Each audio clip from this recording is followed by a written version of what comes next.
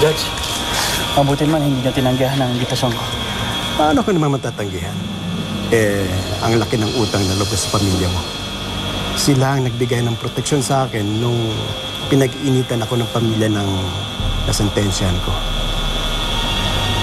Salamat, Judge, at marunong kayong tumanaw ng utang na loob. Pero meron sana akong gustong ilambing sa inyo.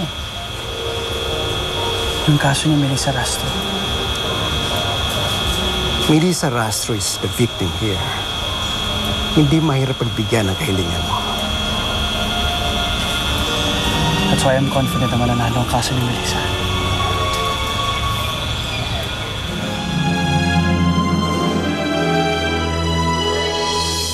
Tell me again, I want to hear.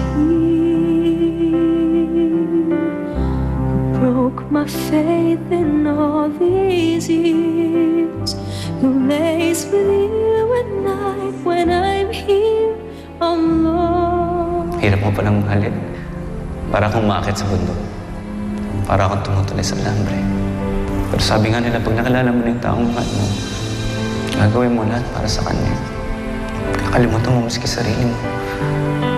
Ang importante, maging masaya ang taong mahal mo. At ikaw ang importante sa akin. Mahal na mahal kita, Melissa. Now that I found a way to keep somehow more than a broken vow.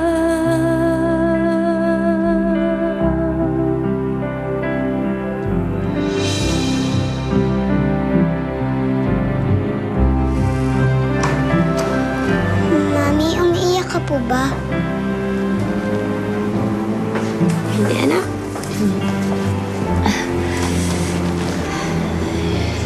Mami, sabi ni Tita Ami, pumunta daw po kayo sa court.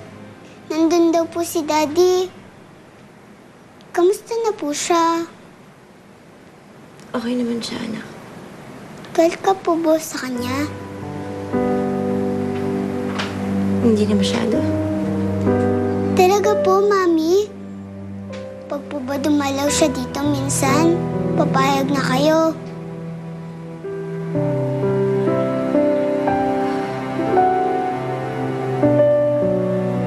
Thank you, Mami. Namimiss ko na po kasi si Daddy. Namimiss ko na po yung mga naglalaro kami. Sigurado po paglabas ni Daddy, ipapasyal agad ako nun. At madami po akong ikukwento sa kanya.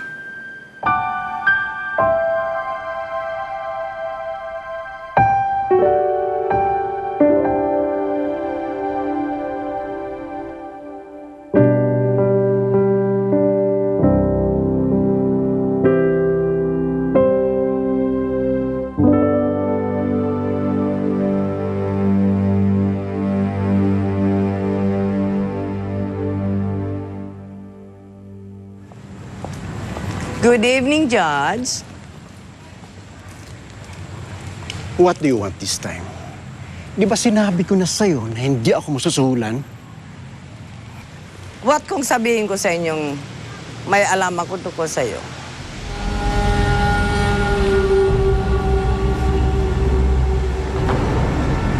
Alam ba ng pamilya mo na may iba kang pamilya sa Batangas, Judge?